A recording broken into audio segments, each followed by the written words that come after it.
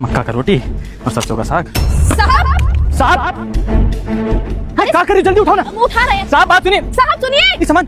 आओ पहले। साहब साहब, अरे साहब बात सुनिए। साहब साहब अरे साहब साहब सुनिए। साहब तो चले गए और अपने पैसे यहाँ छोड़ गए, क्या करें? क्या कर सकते। ये पैसा दिखाओ हमको। देखिए ना, बहुत सारा पैसा है जी, हम क्या करेंगे इस पैसे का?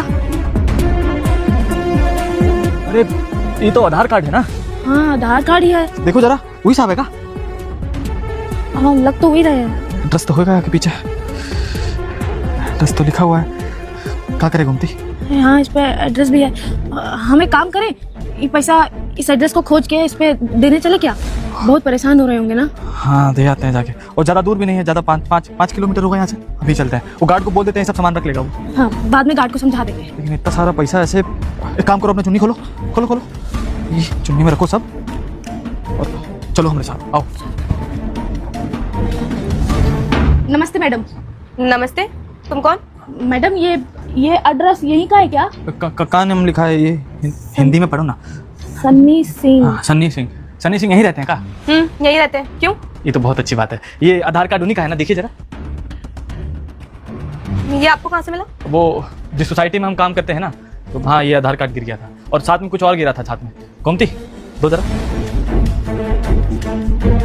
वो क्या हुआ मैडम जी, हम साफ सफाई करके अपना घर वापस जा रहे थे, तो साहब शायद यहीं पे घर वापस आ रहे होंगे, रात भर काम किए होंगे, ध्यान रहा नहीं उनको, तो उनकी जेब से ये पैसा और ये आधार कार्ड गिर गया। फिर हमने आधार कार्ड पर एड्रेस देखा और दौड़ते दौड़ते चले आए साहब को देने।